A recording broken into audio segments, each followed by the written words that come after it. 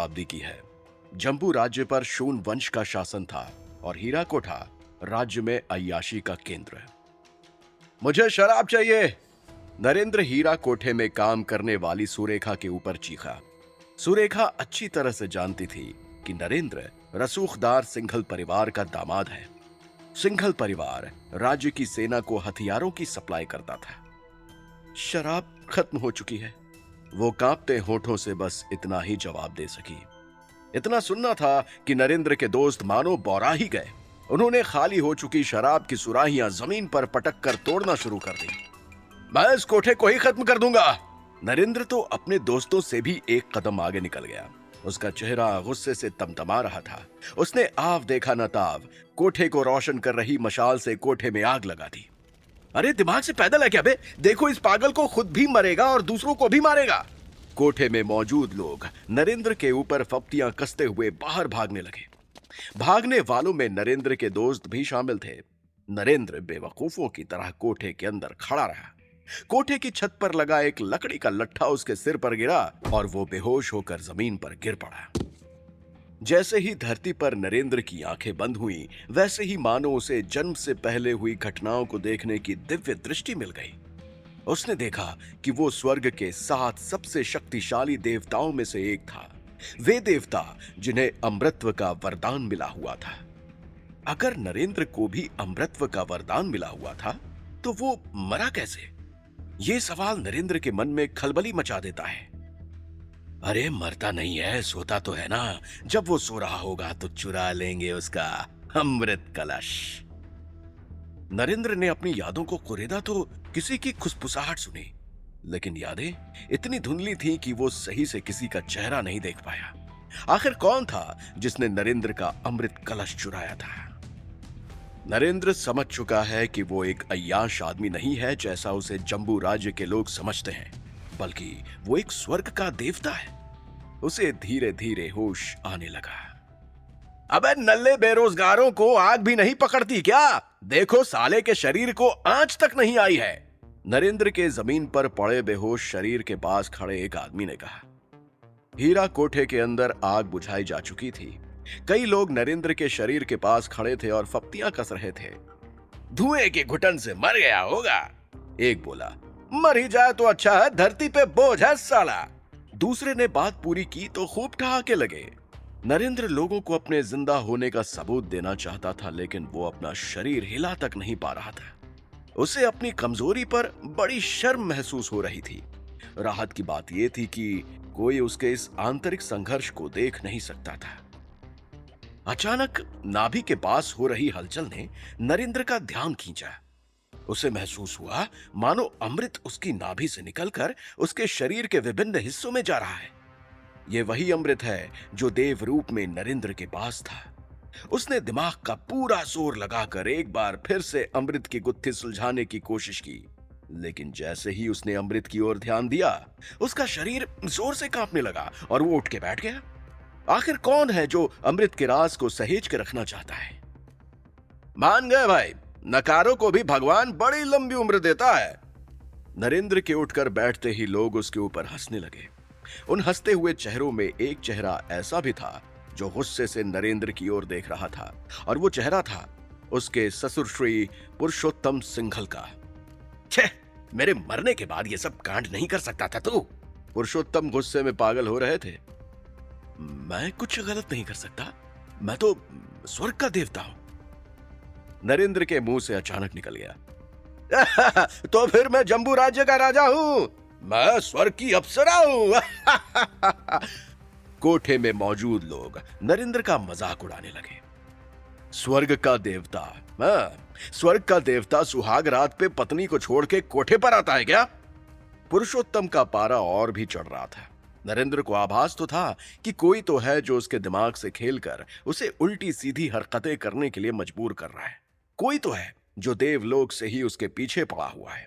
साथ ही नरेंद्र को यह भी पता है कि वो इस बारे में अपना मुंह भी खोलेगा तो जम्बू राज्य के लोग उसका बहुत मजाक उड़ाएंगे। वो चुप्पी साधने में ही भलाई समझता है। खड़ा होकर वो अपने ससुर के घर जाने के लिए तैयार हो जाता है, लेकिन इसके पहले नरेंद्र और पुरुषोत्तम कोठे की दहलीज पार कर पाए, एक विशालकाय आदमी उनका रास्ता रोककर खड़ा हो जाता है। आदमी का नाम है हीरालाल। वो उसी हीरा कोठे का मालिक है जिसे नरेंद्र ने कुछ देर पहले तहस नहस कर दिया था। हीरालाल जम्बू राज्य का एक कुख्यात व्यापारी था, जिसके हीरा कोठे जैसे कई अय्याशी के अड्डे राज्य भर में चल रहे थे।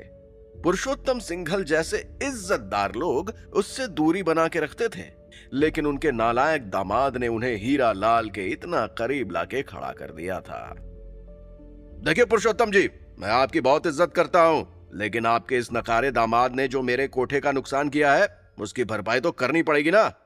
हीरालाल पुरुषोत्तम पर जिस तरह से गरजा, उससे तो बिल्कुल भी नहीं लग रहा था कि वो पुरुषोत्तम की थोड़ी सी भी इज्जत करता है। पुरुषोत्तम ने उसे विश्वास दिलाया कि उसके नुकसान की भरपाई करने की पूरी जिम्मेदारी वो अपने सर लेते हैं। मैं आप पर यूं ही तो विश्वास नहीं कर सकता ना, मेरे पास अपनी कोई कीमती चीज तो गिरवी रख जाइए। हीरालाल की बात में आग्रह कम, आदेश ज्यादा था। नरेंद्र को पूरा भरोसा था कि उसके गिरवी रखे जाने का समय आ चुका है। पुरुषोत्तम जी, आप मेरे पास ही बैठिए, अपने दामाद को बोलिए कि घर जाके पैसे लेके आए जितने का मेरा नुकसान हुआ है। हीरालाल ने जैसे ही अगला आदेश सुनाया, नरेंद्र के होश उड़ गए। नरेंद्र घर जाके अपनी बीवी रेवती को कैसे बताएगा कि उसकी गिरी हुई हरकत की वजह से पुरुषोत्तम हीरालाल के यहां बंधक बन गए? नहीं नहीं, वो बीवी को मुंह तक नहीं दिखा पाएगा। वो बीवी जो उसकी वैसे भी कुछ खास इज्जत नहीं करती है।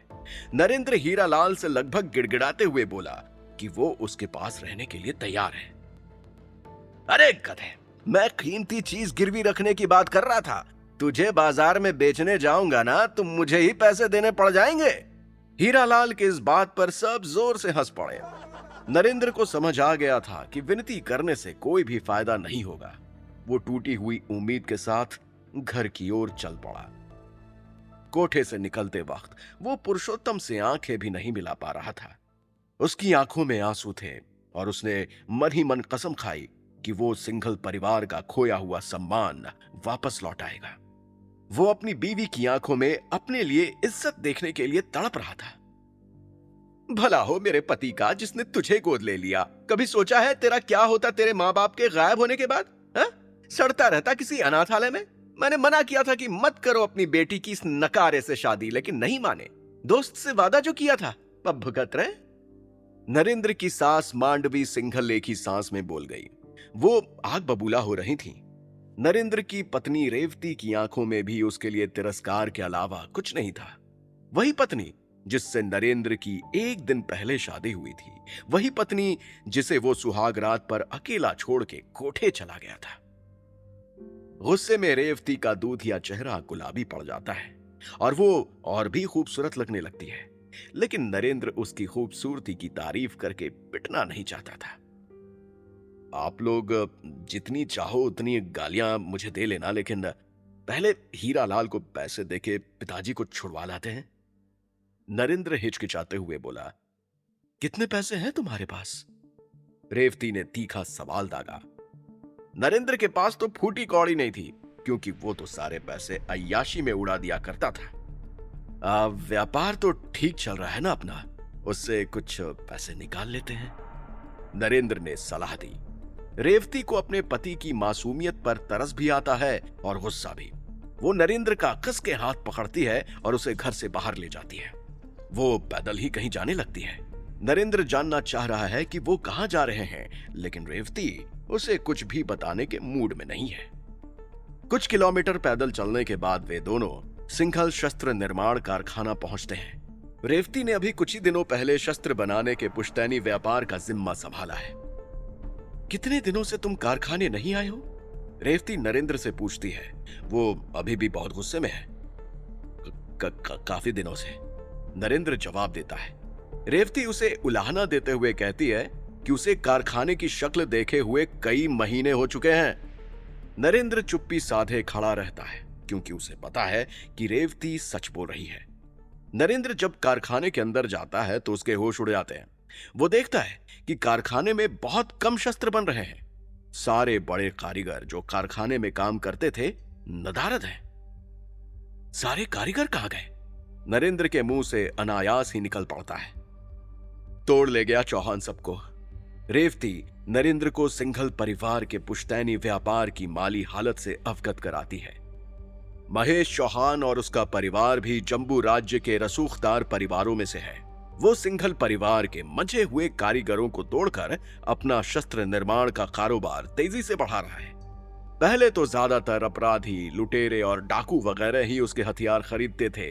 अब तो राज्य की सेना भी उनसे हथियार लेने को तत्पर है। वो सेना जिसकी हथियारों की आपूर्ति पर अभी तक सिंघल परिवार का एकाधिकार सा था। नरेंद्र को जब शस्त्र व्यापार की हालत समझ आती है तो उसे अपनी गलती की मात्रा का एहसास होता है। उसकी बेवकूफी ने उसकी बीवी के कंधों पर ही बोझ बढ़ा दिया है। इसके पहले कि वो कुछ हल निकाल पाए, कारखाने के बाहर से आती हुई एक गर्जना उसका और रेवती का ध्यान खींच लेती है। रेवती सिंघल, बाहर निकल! शेर सिंह कारखाने के बाहर से ललकार रहा है। शेर सिंह भाड़े के लड़ाकों के एक समूह का सरदार है। अरे ये क्यों बौराया घूम रहा है? नरेंद्र रेवती से पूछता है। पता नहीं, कुछ दिन पहले ये अपने समूह के लिए हथियार लेके गया था। रेवती को भी शेर सिंह के गुस्से के कारण का कोई अंदाजा नहीं है। क्यों चिल्ला रहा है? नरेंद्र हिम्मत करके कारखाने की खिड़की से बाहर झांक के शेर सिंह से पूछता है। अबे चूहे, तमीज से बात कर, नहीं तो तेरी आंखें निकाल लूंगा। अपनी चूहिया को बोल कि बाहर आए, मुझे उससे हिसाब करना है। उसने हमें कुंदधार के जो हथियार बेचे हैं उसकी वजह से हमारे कई साथी मारे गए हैं। जितने मेरे साथी मारे गए हैं उतने ही टुकड़े मैं उस चूहिया के करूंगा। शेर सिंह की बातों में निश्चय झलक रहा है। रेवती नरेंद्र को सलाह देती है कि उन्हें कारखाने के अंदर ही रहना चाहिए। शेर सिंह के साथ उसके 50 लड़ाके भी हैं। बाहर निकलने का मतलब है मौत को दावत देना। लेकिन नरेंद्र डर के जीने से तंग आ चुका है। आजा बेटे, देखते हैं कौन शेर है और कौन चूहा। नरेंद्र छाती चौड़ी करके अकेला शेर सिंह और उसके लड़ाकों के सामने खड़ा हो जाता है।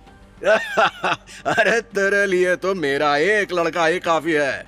शेर सिंह को नरेंद्र पर हंसी से ज्यादा कुछ नहीं आता है, लेकिन उसकी हंसी एकदम से गले के अंदर अटक जाती है जब वो देखता है कि नरेंद्र ने उसके लड़के को एक हाथ से उठा के कुछ फीट दूर फेंक दिया है। किसी को समझ नहीं आता कि नरेंद्र ने ये कैसे किया। तो भाई, जिसको उड़ने का शौक है वो पास आए। अब हंसने की बारी नरेंद्र की है। कई लड़के एक साथ नरेंद्र की ओर बढ़ते हैं। नरेंद्र उनकी तरफ छलांग लगाता है और उसकी लातें लड़कों की तलवारों पे भारी पड़ती हैं। कारखाने की खिड़की से झांकती रेवती भी नरेंद्र के करतब देख के हैरान रह जाती है। उसने अपने पति का ये रूप पहले कभी नहीं देखा है। ये कोई सपना तो नहीं है? रेवती को अपनी आंखों पर भरोसा ही नहीं हो रहा है। वो नरेंद्र को इतना मुग्ध होकर देख रही है कि उसे ये एहसास भी नहीं होता कि शेर सिंह उसके पीछे आकर खड़ा हो गया है। नरेंद्र भी लड़कों की पिटाई करने में व्यस्त है, इसलिए उसे भी शेर सिंह की सुध नहीं रहती। रेवती को एहसास होता है कि उसके गर्दन पर एक कटार रख दी गई है और कटार की धार बिल्कुल भी कुंद नहीं है। शायद ये कटार शेर सिंह ने किसी और शस्त्र कारखाने से खरीदी हो। अबे चूहे, जरा पीछे तो देख ले! शेर सिंह चिल्लाकर नरेंद्र से कहता है। अरे रुक जा भाई, थोड़ा सब्र कर, आगे का काम तो निपटा लूं जरा। नरेंद्र शेर सिंह की बातों को बिल्कुल भी गंभीरता से नहीं लेता है। नरेंद्र! वो रेवती की डर भरी चीख सुन के पलटता है। उसकी गर्दन पर रखी कटार देख के नरेंद्र के पांव तले जमीन खिसक जाती है। अब वो रेवती को कैसे बचाएगा? नरेंद्र में इतनी शक्ति अचानक कहां से आ गई? नरेंद्र के पिछले जन्म का सच क्या है? अमर देवता को इस तरह मृत्युलोक में क्यों आना पड़ा? जानने के लिए सुनते रहें पॉकेट एफएम।